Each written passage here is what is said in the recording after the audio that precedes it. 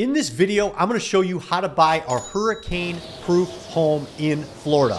My goal with this video is to keep you high and dry in your new home. Not that kind of high, dude. The last thing you want is to start taking on water every time a storm blows through. I got a buddy that bought a house and he didn't realize the neighborhood flooded until after he moved in, and he lost everything. We're gonna stop that from happening to you. Or how about this? We'll greatly reduce your chances. So I'm gonna give you two options, and here's the first one. If you go to deltechhomes.com, you can see that these homes they build are 99.9% hurricane proof. Because let's face it, nobody can say everything's 100% hurricane proof. But these bad boys are round homes. They show you all of their different configurations. They got some cool videos on there, and these will withstand winds up to 190 miles per hour. The smallest one they got here on their website is called the Nest. It's 517 square feet. You can get that for $46,000. That's not too bad. Their largest one is the Oasis. It's 2,070 square feet, and you can get that bad boy for $133,000. Now, the one thing I'm not sure about is, does everybody have to live in one big room? I'm sure they got bedrooms. I'm sure they got it walled off, but I don't know exactly how that works. So if you do, let me know in the comments. One thing I love about this website and this company, I've never bought anything from them, but I love the fact that they give the prices. So you're not sitting here looking at these going, well, can I afford this or can I afford it? They give you the price right there so you can make a decision, yeah, this is for me, or no, it's not. I love that. They don't hide anything. They have videos. They explain everything, exactly how their houses are made. I really give this company a lot of credit for that. Now, it looks like they build a lot of their homes in the Bahamas or on islands in the Caribbean, a lot of places that are really prone to hurricanes. I'd never heard of this company until I did some research for this video, and I'm pretty impressed. But I moved to St. Petersburg, Florida a year ago, and the city won't let me slap one of these bad boys right in the middle of the neighborhood. Or maybe they will. I don't know. I didn't do any research on it. Because I don't want to build a new home. I wanted to buy an existing one. So now I'll give you option number two, the one I went with. But first, if you're new to the channel, my name's Grant Warrington. I was able to move to Florida and retire early thanks to real estate investing. Now I make videos exploring this place, and I show people why they should either move here, invest here, or vacation here.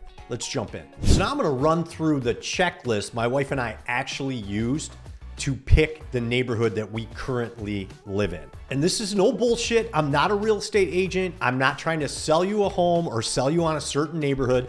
I'm just gonna show you what we did. I know a lot about real estate and I like making videos, so hopefully this one helps you out. My wife and I moved here from Michigan over a year ago, and we moved to downtown St. Pete, and we rented for the first year. We didn't know where we wanted to live, what neighborhood. We really didn't know a lot about St. Pete. So we thought, you know what? We're gonna come down here, we'll rent, we'll get familiar with the area.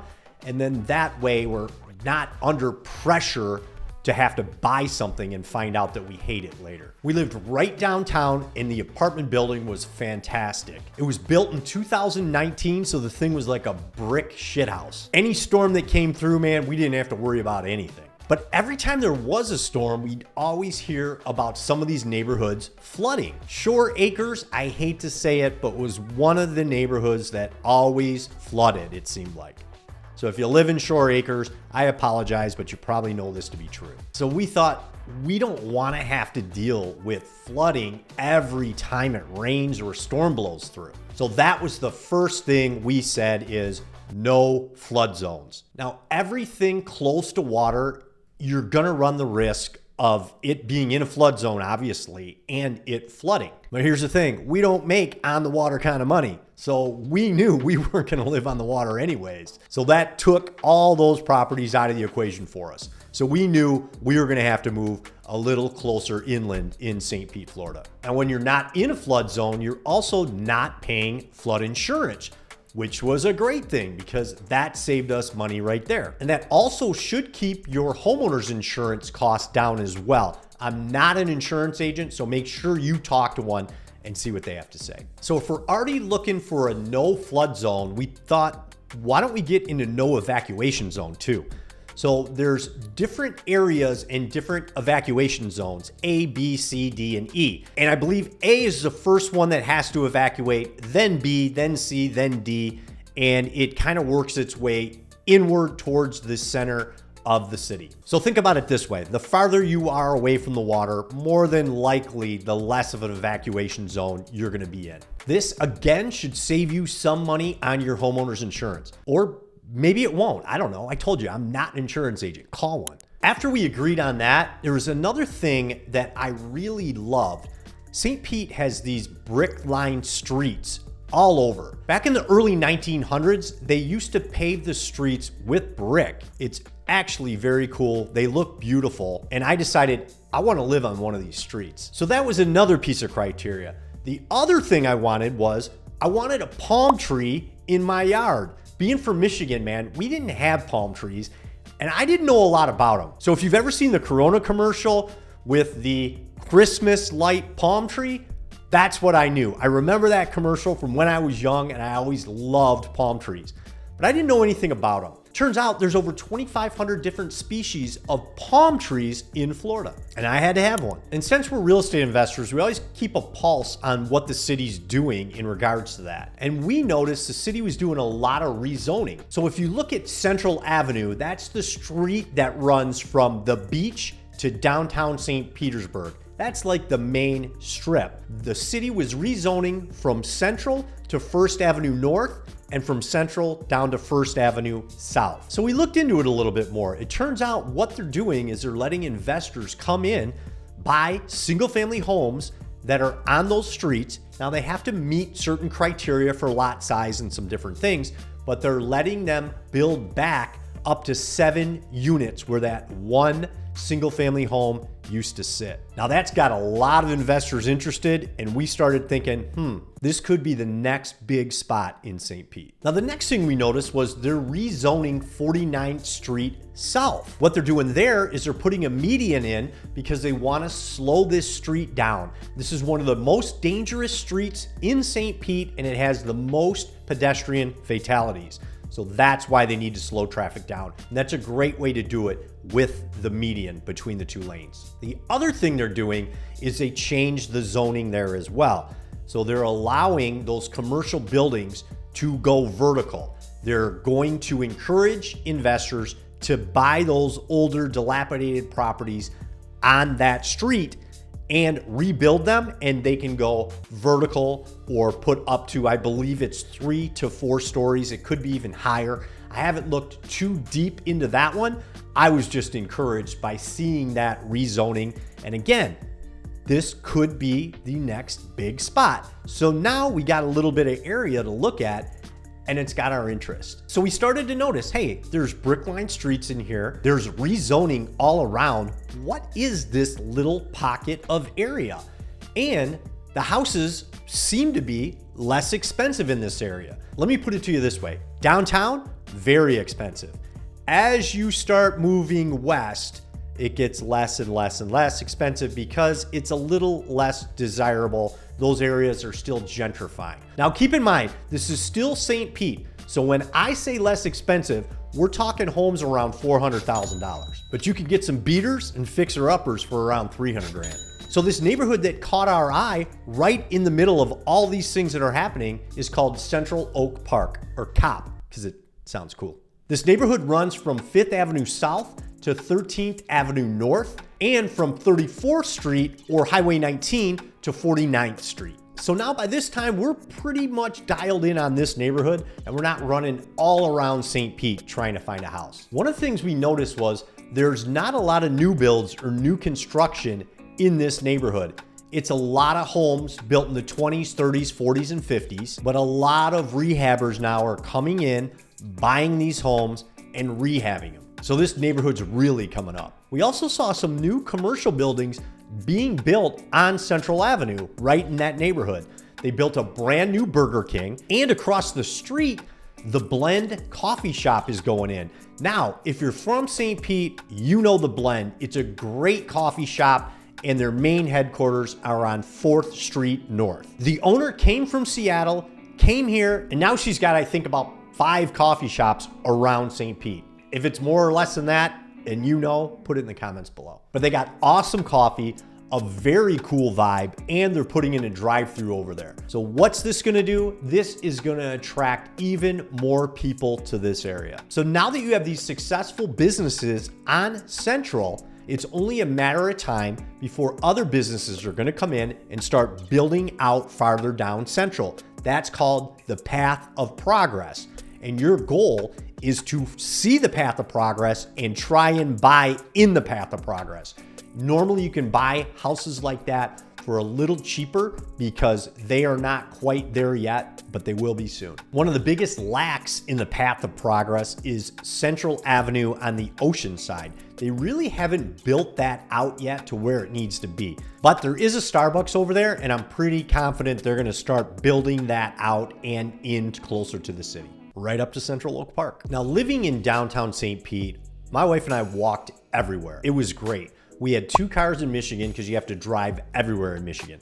So we sold my car, unfortunately. I miss that car. And we kept hers, and now we're a 1-car family. So we loved stepping out of our apartment building in downtown St. Pete and walking everywhere. But now we're moving to the suburbs, so you're gonna have to drive. And that sucked. But we wanted to be close to the Sunrunner. That's a public transportation that takes you from the beach to downtown St. Petersburg. There are actually 4 stops in Central Oak Park, 2 going east and 2 going west. I also love riding my bicycle and Pinellas Trail, which is a trail that goes from downtown all the way over northeast, all the way up to Clearwater, I think, is right below Central Oak Park. So you can hop on the trail and I can be downtown in a matter of minutes. That was big to me. And the other thing was, where am I gonna work out? I need a gym. We had a great gym at the apartment building and that's going bye-bye, so I needed a new one. Turns out the YMCA on First Avenue South is an awesome gym, so that checked that box. And Central Oak Park's located right in the center of the city. You're a few minutes to Grand Central District, a few more minutes to downtown. If you go the other way, you got Gulfport right there with a bunch of great restaurants in the downtown. You got St. Pete Beach, and you're only about 13 minutes from Treasure Island and that awesome beach as well. I also love pickleball. I completely suck at it, but I love it. So I wanted to be close to pickleball courts, and guess what? We're not too far away. They're not in our backyard, but they're close enough I can ride my bike there. So you're literally right in the middle of everything. Now, one of the nice things here is there's no HOA or homeowners association. So that means you don't have to pay any extra fee. And that's what we really liked about the area. But one of the bad things here is there's no HOA or homeowners association. So that means you're gonna get a lot of people that don't like to cut their grass, maybe don't pick up garbage in front of their house, in the street, some things like that. You'll see a little bit of a neglect. A lot of times you'll find some people that only cut their grass when the city threatens them that they're gonna ticket them. So you got your good and your bad, and like I said, this place is still gentrifying, but I would say it's well over the 50% mark. When we were brand new to St. Pete, we did look at a few areas, this is embarrassing to even tell you, of some homes that were rehabbed. And they look nice, right? So we're like, oh, we'll look at this one. This one's not that expensive, right, for St. Pete. And it looks great in the pictures. So my wife and I packed up the car. We drove there to these neighborhoods. And unfortunately, they were in some bad neighborhoods, the ghetto. Now, it's not like it's completely unsafe, but it's just not the best area to be in. It was not even close to being 50% gentrified. And there were drug dealers living right next door. Now, how do I know? Because we sat and watched them, and I actually went next door and introduced myself. I said, hey, how you guys doing? We're looking at this house next door. How's the neighborhood? And they were friendly, talked to us, but it was pretty easy to figure out what they were doing. And again, they were nice, everything was great, but I don't think that's something we're gonna wanna live next door to. I can only imagine late at night, on the weekends, what goes on over there. And we also knocked on some other neighbors' doors as well. The neighbor on the other side had a brand new build, beautiful home.